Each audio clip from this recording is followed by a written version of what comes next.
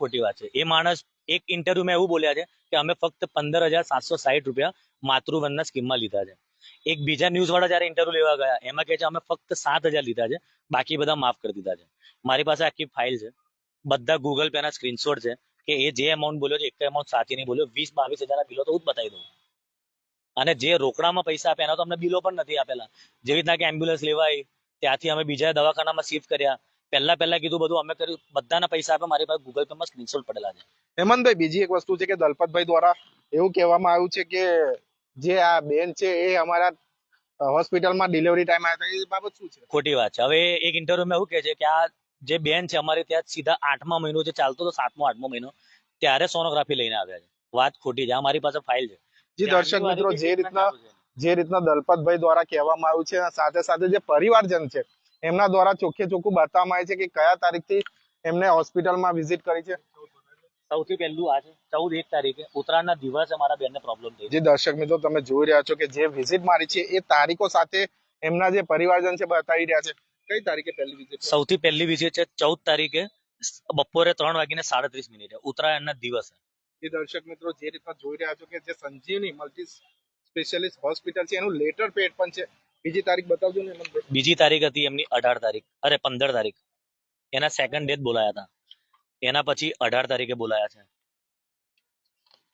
એના પછી તમે જોઈ શકો છો 25 પણ બોલાયા છે.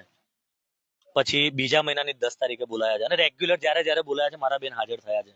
સૌથી પહેલી સોનોગ્રાફી એમને કરાઈ હતી, એ કરાઈ હતી 15 ફેબ્રુઆરીએ. જે આ દીપ જે સોનોગ્રાફી છે એનું એડ્રેસ તમને કોને આપવામાં આવ્યું?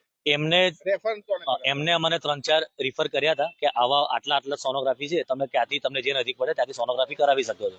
એટલે અમે જે પહેલા જે 2 સોનોગ્રાફી કરાવી હતી એ અમે ચૂઝ કરી હતી એક બીજી જગ્યાએ, પછી એમને દીપમાં મોકલ્યા હતા કે જે એબ નોર્માલિટીના જે સર્ટિફિકેટ્સ આપે છે, ચેક કરાવે છે. ત્યારે દલપતભાઈ દ્વારા દીપ પર બી બ્લેમ કરવામાં આવે છે, શું કેવું છે? પહેલા તો મને એવું કહેતા હતા કે અમારા બેવનો વાગ નથી. હવે એ છટકબાજી કરવા એવું કે છે કે દીપ વાળા, અરે ચલો હું તો કહું છું કે દીપ વાળાએ તમને સોનોગ્રાફી આપી, મારા બેનને આપી. મારા બેન 12 પાસ છે, એમના બનેવી 10, એમના હસબન્ડ 10 પાસ છે. અમે લોકો અવેલેબલ નતા. એ લોકોને સોનોગ્રાફી રિપોર્ટ થોડી જોતા આવડશે. તમે ડોક્ટર તો MD MBBS બનીને બેઠા છો, તમારી પહેલી ફરજ બને છે કે સોનોગ્રાફીમાં શું આવ્યું છે એ તમે અમારા બેનને બનાવીને જાણ કરો, કોઈ પણ પેશન્ટને જાણ કરો. તમે એ વખત તો બધું એવું જ કીધું કે નોર્મલ છે.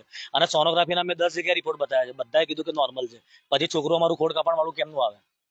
છોકરું ખોડ કાપણ વાળું હશે, અમે એને પાલવવા રેડી છે, પણ આવું થયું કેમ? હોસ્પિટલમાં આઈસીયુમાં શું બનાવ બન્યો, ઓપરેશન વખતે શું બનાવ બન્યો, અમારે પૂરેપૂરી માહિતી જોઈએ છે. સંપૂર્ણ બેદરકારી કોને કહેવાય? 110% હોસ્પિટલની કહેવાય. ક્યાં આવ્યા છો ને શેની માટે આવ્યા છો? અમે પોલીસ ભવનમાં આવ્યા છે આજે. અમારો બનાવ 3 મહિના પહેલા સંજીવની હોસ્પિટલમાં બન્યો હતો.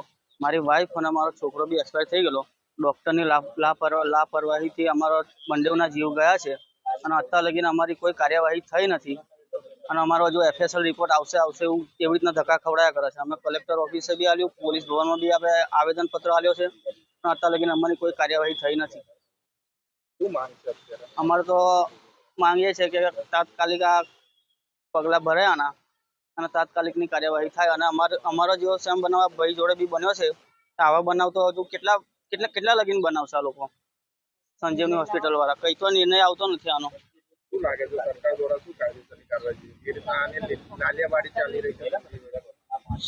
સરકાર અમે તો બધી જગ્યાએ આપેલી છે, તો છતાં અમારી હજુ FRI બી નહીં થઈ. તમારી ફરિયાદ હજુ સુધી નહીં થઈ FRI. પેનલ PM આવશે પછી થશે એવું કહે છે પોલીસ વાળા. સમય તો છે બાબતને? 3 મહિના ને 8 દિવસ જેવું થયું છે. અત્યારે શું માંગ છે? અમારો તાત્કાલિક એ થાય કેસ, અને આગળ કોઈની સાથે અમારો જે બનાવ બની ગયો છે આગળ કોઈની સાથે આવો બનાવ ના બને, અમારે તો એ જ માંગ છે. અને ભલ્યાકરણ પોલીસ ભવન આવ્યા છે તો અમારું એટલું માંગણી છે કે અમારી છોકરીનો અત્યાર સુધી કોઈ રિપોર્ટ આવ્યો નથી. અમે બધે જઈએ છીએ તો બધા અમને ધક્કા મારીને કાઢે છે. કોઈ અમને અત્યાર સુધીના કોઈ ન્યાય આપવા તૈયાર જ નથી. અમને પોલીસ પણ નથી આપવા તૈયાર. બધાને રૂપિયા ખવડાયેલા જ છે. શું લાગે છે કે આજે તમારે છોકરીને કેટલો સમય થયો? મારી છોકરીને અત્યારે અમારા 3જો મહિનો ઉતરીને 4થો મહિનો બેઠો છે. શું માંગ છે? અમારે તો દવાખાનું બંધ થાય એવી જ માંગ છે અમારે.